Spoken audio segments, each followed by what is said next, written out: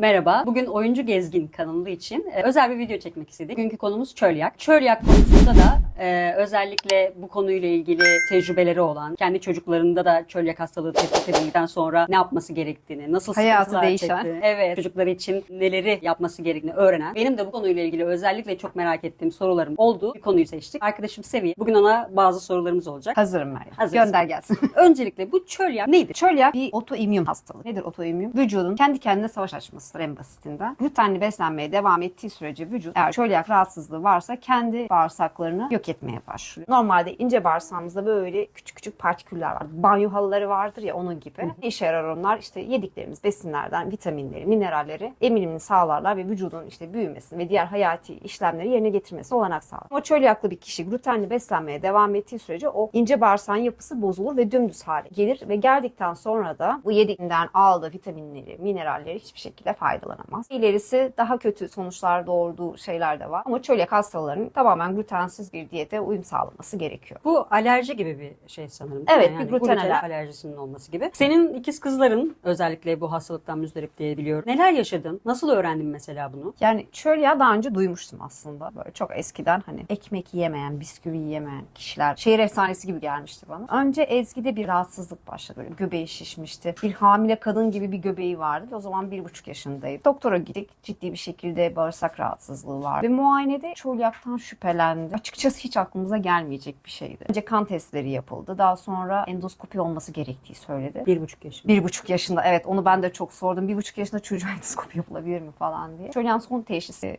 endoskopiyle konuluyor. Çünkü ince bağırsaktaki yapıya bakıp oradaki bir parçalı biyopsisine baktıktan sonra çölyak teşhisi Bir konuluyor. de biyopsi yapıldı mı? Evet, oradan bir parça alındı. Ona bakıldı. Bakıldıktan sonra çölyak teşhisi konuldu. Tabii bu genetik bir hastalık olduğu için sonra ikisinde, ablasında bu var mı diye kan tarama testleri yapıldı. İkisinde pozitif çıktıktan sonra o da endoskopiye girdi. Yine aynı şekilde 1,5 yaşındaydı. Ve onda da çölyak teşhisi konuldu. Yani orada hep şunu söylüyorum. İkizinin pozitif çıksın diye çok istemiştim. Kardeşleri ayırmak olsun da, biraz anladım. zor oluyor. O Peki yüzden bunun o da- bir değeri falan var mı? Atıyorum %90 pozitif, %10 daha az gluten alerjisi var gibi bir değeri var mıydı? Kanda birkaç tane antikora bakıyorlar. Antitransglutaminaz, endomisyum dedikleri birkaç tane antikor var. Onlar pozitif çıktıktan sonra son teşhisi yine endoskopiyle koyuyorlar. Orada biyopsiyle aldıkları parçada mesh denen bir skalası var ve ona göre bir skalada ölçü belirleniyor. Normalde ezgi yapıldığında hani göbeği daha şişti, daha çok bağırsak rahatsızlığı vardı. İkizinde o kadar sıkıntı yoktu. Ciddi bir şey yaşamıyorduk ve kardeşlerine bir teşhis konulması Evet. ona hiç bakılmayacaktı bile. İşin ilginç yanı Özge'ninki daha ileri seviye çıkmıştı. Biri 3A, biri 3B çıkmıştı yanlış söylemiyorsam. Daha ileri çıkmıştı. Ve Anladım. ondan sonra hayatımıza glutensiz beslenme girdi. Sadece göbek şişmesi falan dışında başka bir sıkıntı yaşamış mıydınız? Çok şiddetli kavızlık. Kabızlık. Başka bir böyle farklı belirtiler olabiliyor mu? Mesela başka birinin çocuğunda göbek şişmez de başka bir sıkıntı olmuştur. Ondan da böyle şüphelenmeleri gerekebilecek başka bir şey var mı? Büyüme geriliği bunlar. Büyüme geriliği. Sık hastalanma, büyüme geriliği. Çünkü dediğim gibi ince bağırsağın yapısı bozulduktan sonra yeterince vitamin ve mineral alamıyor çocuk ve Anladım. tabii büyüme geriliği oluyor. Daha sık hastalanan bir yapıda olabiliyor. Eskiden çölyak kadar bilinen bir rahatsızlık değilken ki hala bilinmiyor. Bu çok hasta oluyor, çok ateşleniyor diye. Ben hiç bilmiyordum mesela.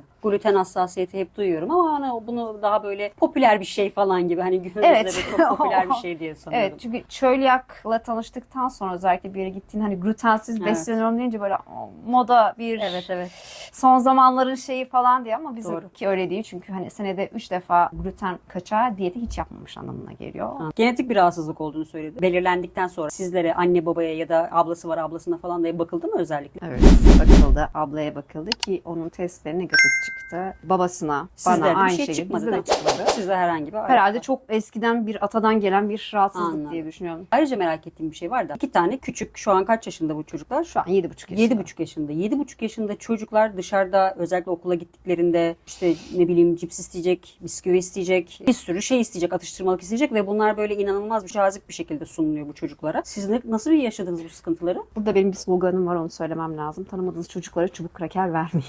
Evet, doğru. Simit de vermeyin. Hatta ebeveynlerine sormadan hiçbir şey vermeyin. Ben de özellikle hani seni eve çağırdığında bu çocuklara kek yapamam, börek yapamam, tamam ne ikram edeceğim falan diye özellikle düşündüm. O yüzden söyledim hani o çocuklar ne yiyorsa yanımda getir ki ben de göreyim, bileyim, öğreneyim diye. Burada bir şey söyleyeceğim size. Çok ilginç oluyordu. Daha çok bizi en çok korkutan şeylerden bir tanesi böyle parklarda, bahçelerde nineler, teyzeler alışkandır ya böyle. Hemen bir şeker uzatır. Ucundaki çubuk kraker uzatır falan. Bizim için süreçti ama herhalde Yazık kokmuştur falan. Tabii Çünkü anladım. hani bir çubuk krakerin bir zarar vermesi aklına gelmez. Bilinen bir rahatsızlık değil yani. Çocuğun gluten alerjisi var. Gluten ne diyor? Unlu besinler yiyemiyor. Hani sizin yediğiniz ekmek, makarna, pasta, poğaça bunları yemiyor. Şunu merak ediyorum şimdi, küçük yaşta bir çocuk bu tarz reklamlar, dışarıdaki rengarenk işte ambalajlı bisküviler falan, bunlar çok cazip. Yani benim için bile çok cazip. Bu yaşımda diyet yapan biri olarak bunlarla savaşırken küçücük yaşta çocukların bu iradeleri sınanması çok zor. Sen nasıl yetiştirdin bu çocukları yani? O kadar zor bir şey. Çok erken yaşta teşhis aldık. Bunu Doğru. özellikle başka doktorlar da söylüyor. 1,5 yaşında bunun fark edilip test yapılıp işte endoskopinin yapılması avantajımız oldu. Daha gıdaya alıştıkları zaman glutensiz beslenmeyle alıştılar. Örnek veriyorum, bir mantı tadı biliyorsun. Sıcak ekmek tadı biliyorsun. Bunun glutenli versiyonuyla tanıştığın zaman belki sana cazip gelmeyebilir. Ama o sadece bununla başladığı için bir noktada idare edebiliyoruz. Anladım. Çok Reklamlar zor. Görüyor. Evet anne bu glutenli mi diyor. Evet bu glutenli diyorum. Artık okuma yazmayı da öğrendiler. Onlar da bizimle birlikte paketlerin arkasında işte içerikleri okuyorlar. Ne var ne yok öğreniyorlar. Bunun glutensizi var mı diyor. O zaman biz glutensiz versiyonunu bulmaya çalışıyoruz. %100 başarılı olamıyoruz. Kolay bir şey değil glutenli ürünlere de ulaşabilmek. Yani Değil. ben 40 tane market falan dolaştığımı biliyorum şu glutensiz un için, ki beceremedim, yapamadım da yani bir sürü şeyi. Ama seni düşünemiyorum yani. Nereden ulaşıyorsun bu glutensiz gıdalara? Birkaç tane çeşidimiz var. Yani herhalde yaklaşık 10 tane farklı yerden alışveriş yapıyorsun. Yani bu ürünleri kullandıkça işte hangi glutensiz makarnanın daha lezzetli olduğunu veya yumuşak ve dişe hoş gelebilir olduğunu öğreniyorsun zamanla. Dışarı bir yere gittiğin zaman mutlaka çantam yiyecek dolu. Normalde bir ailesi dışarı çıktığınızda ne yapıyorsunuz? Hadi Kemal'e bir şeyler alıyorsunuz. Hamburgerde ya da ne bileyim bir tostu. Benim için mümkün değil ki glutensiz yapmıyorlarsa. Geçenlerde bir tane de video çektik. Dışarıda bir güzel ziyaret etmiştik. Evet. O zaman neler karşılaştığımızda bir video yaptık. Anladım. Orada özellikle alışveriş merkezinde falan.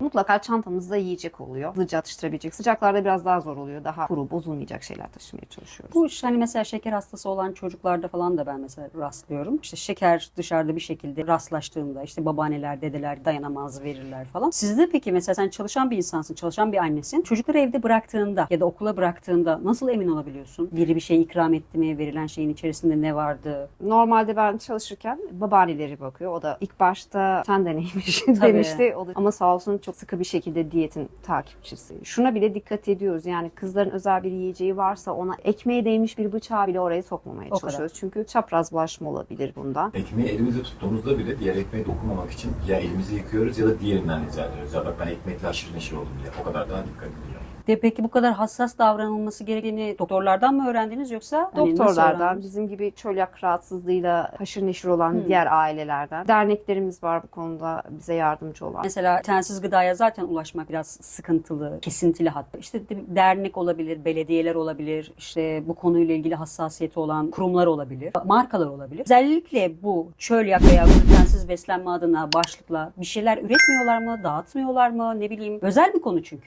Şöyle başlayayım. Çölyak teşhisi aldığımız hastaneye gittiğimizde bir ara böyle kafesinde glutensiz yiyecekler vardı ve kaldırdılar. Hani düşünün oraya hastalar gidiyor hastanede ve glutensiz bir şey bulamıyorsunuz yani. Şimdi tekrar durumu düzelttiler. Bol çeşitli glutensiz var ama talep azı olduğu için çok bulundurmak Anladım. istemiyorlar. Bununla ilgili zaten yeni bir yasa geldi. Eğer market belli bir alanın üzerindeyse mutlaka bir glutensiz ayrı bir yiyecek rafı olması gerekiyor diye. Biraz orada ama tabii çok fazla çeşit yok. Özellikle lezzetli glutensiz yiyeceklere ulaşmak hala bir sıkıntı bizim için. Muhakkak. Belediyelerin arada destekleri oluyor. O konuda da sağ olsun çölyakla ilgili derneğimiz bayağı aktif çalışıyorlar ve süreci bayağı iyi ilerletiyorlar. Sağ olsunlar, var olsunlar. Murat Bey var orada. Hatta Özlem Hanım var. Çölyak Hastaları Muhakkak. Derneği. Çölyak Hastaları Derneği bayağı bu konuda aktifler.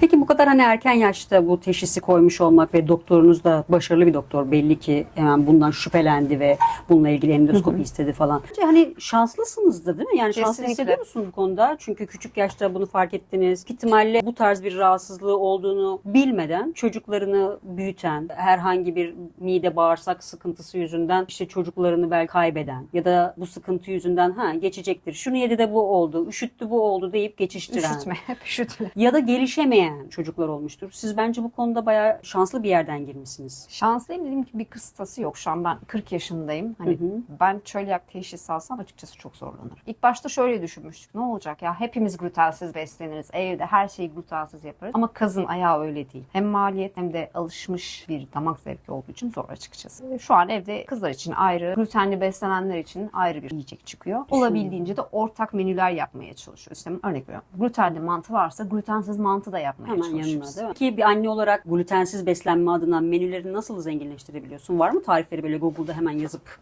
bulabileceğin? Var, bu konuda yetenekli yemek bloggerlarımız, vloggerlarımız var. Biz de aynı şekilde deneme yanılma yöntemiyle öğreniyoruz. İşte glutensiz pankekler, krepler. Poğaça konusunda başarılı değilim. Onu bir türlü tutturamadım. Onu deniyoruz. Hazır şekilde aldığımız yufka vesaire var. Bir şey daha merak ediyorum. Peki bu glutensiz beslenme olayına anne baba olarak siz de hani biz bir deneyelim, biz de bir glutensiz beslenelim falan formuna girdiniz mi? Yaptınız mı bunu, denediniz mi? Ya da farkını gördünüz mü? Ben hep merak ediyorum çünkü hani glutensiz beslenin diyorlar ama hani siz bunu çok daha iyi tecrübe etmişsinizdir ve farkını görebilecek konumdasınızdır. Çok bağlantısı olmasa da Hashimoto hipotiroidi olanlar bir glutensiz beslenmeli diye bir dalga var internette. Bende de Hashimoto olduğu için ben de bir deneyeyim dedim. 3 gün dayanabildim. Neden? Çünkü oraya gittim, önüme bulgur geldi. Buraya gittim, önüme makarna geldi. Oraya gittim, farklı unlu bir şey geldi.